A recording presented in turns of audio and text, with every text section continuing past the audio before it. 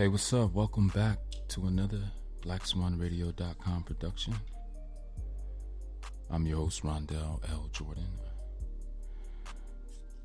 This is where we have worldview discussions.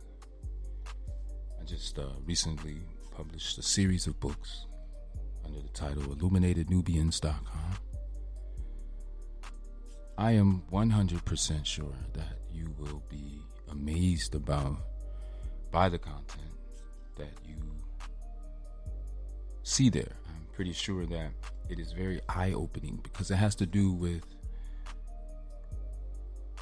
putting back into context the African nature that was taken out of context. You see, in the formation of the Western world here, specifically the English world, we'll say, which began 1607 as the first group of Englishmen entered what we call now James River. At that time, it was the Powhatan River. And we have to keep in mind that these, again, they pronounce the name Powhatan, the Aughton. And there's connections between these people and the people in the Bible in many ways. In the same way Christopher Newport came sailing down their river, the Lord God came sailing down the river of Egypt. And it's as clear as simple. It's very plain. It's written in beautiful poetic English. But the brown aspect has been extracted out, like the rice, like the sheep, like sugar, flour, cocaine, corn, bunnies.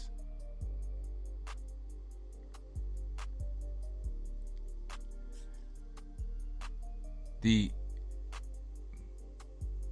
melanin, along with the essence, which made it natural,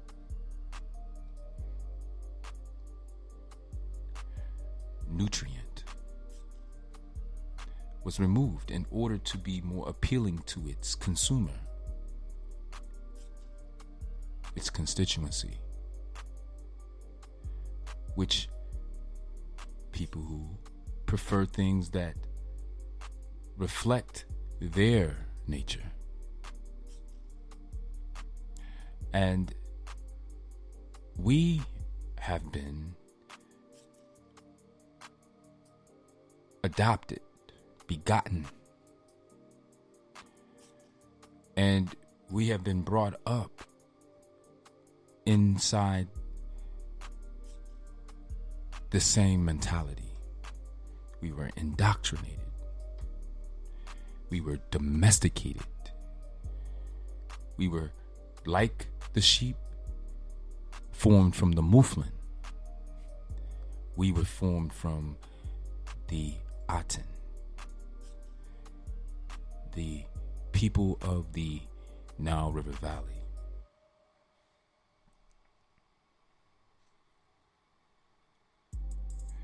Our story is spelled out in the Bible, and it is spelled out in truth, but a hidden, forbidden truth. You need to have a third eye to be able to decipher the code. So I'll give you a little bit of an example. Now, a river went out of Eden to water the garden, and from there it parted and became 4 river heads. You see, Nile River, the Nile River, is the only river that is in this region that parts and become 4 river heads. Whether you're talking about in the lower or the upper Nile. Now, what is confusing is the mindset. The Africans, because the Nile River flows east towards Assyria, right? Their perspective of upper and lower is different than the European perspective of north and south. All right? So where the kingdom began is considered upper, and where the kingdom ends is the lower. So this is the reason why Upper Egypt is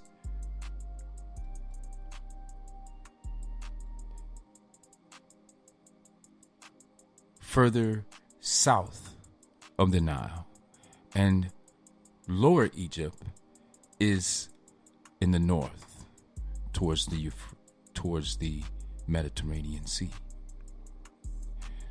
And so this is evident that the beginning of civilization, beginning of the Kemetic civilizations, began from the point of Kenya and sprouted down.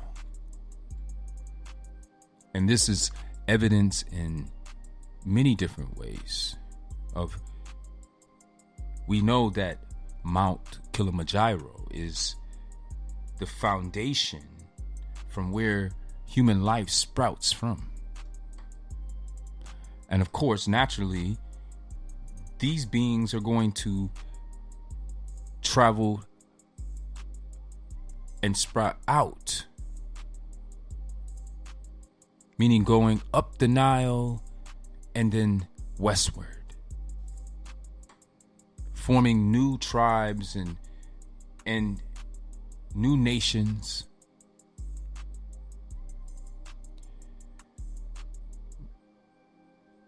There's a major crater with a river in the middle of it. And this Big Bang, this phenomenal event that has the remnants of an impact from outer space. It correlates to the evolution of mankind.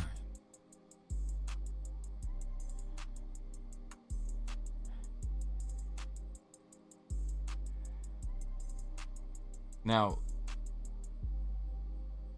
there's another group of people. And these people are descending from the north to the south, or from the African perspective, from the lower towards the upper. From the African perspective, the opposition to what is hot is cold.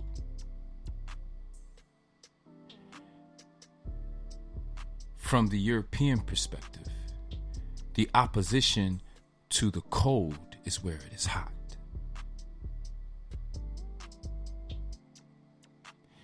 Now, these two nations are clear and evident.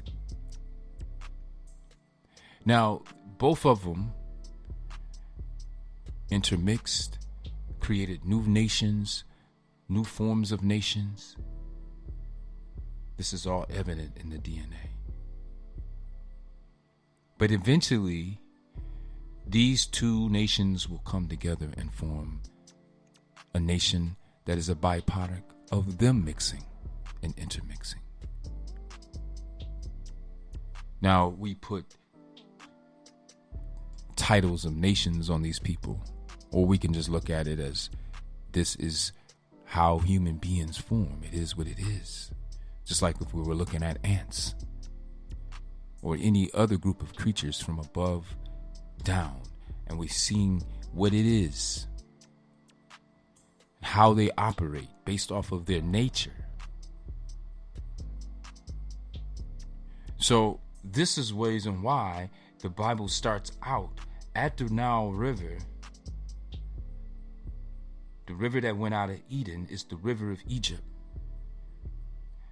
all right, to water the garden, which is more of a plantation than a garden because it had trees, had livestock, it had resident labor. It was watered by the river. Gardens, unless they're great sized gardens, but this garden, the garden of the Lord's, is watered by the Nile River, which became 4 river heads. The name of the first is Pishon. It is the one which encompasses the whole land of Havilah, where there is gold. Havilah is the first person, the first man mentioned in the Bible by name, the first nation mentioned in the Bible by name. And Havilah is the son of Cush, according to Genesis 10:6. Now, a river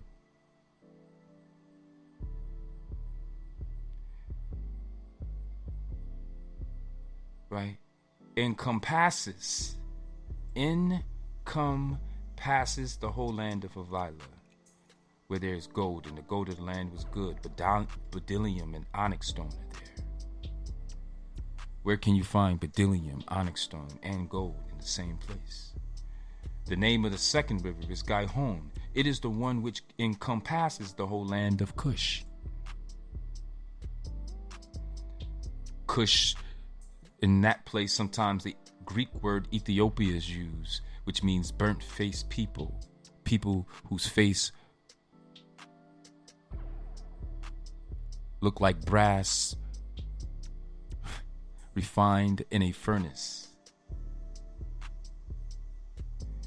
But when the word Ethiopia is used, it takes away the connection from Genesis 10 in the table of nations, where it tells you that the sons of Ham were Cush, Mizraim, Punt, and Canaan.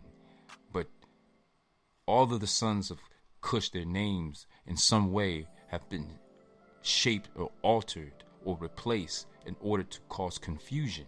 So Mizraim is the Aramaic or Hebraic word for the land of Kemet, or Lower Egypt, for the land of Lower Egypt. All right. And Mizraim is Mizraim, the Ayim is plural, like cherubim, right? Elohim, the Im is like putting an S, it makes the word plural. So this is likely referring to both the Lower and Upper Egypt. And then you have Punt, which is south of Cush, and then Canaan, which is north of Mizraim, Kemet, or Egypt. The reason why the word Egypt isn't being used, because Egypt doesn't come into play until after Abram enters the land, the black lands, the lands of Canaan, the lands of Ham, the sons of men. Now, Abram is going to be considered the son of God, right? Because this is his God that we are adopting. He brought the concept of this Lord God who blessed him, right, to take over the land of Canaan. Now, Canaan is part of the African nation, the Nile River nation, because Canaan was like the Uraeus to the crown of Egypt. This is where you were able to walk right out of Egypt into the eastern bank of the Mediterranean Sea. So, of course, naturally, this would be a territory of Egypt, because naturally you will sail up the Nile River Delta and port right into one of the coastlands of Canaan. But because Canaan is in a geographical location that is absolutely the center of trade, the center of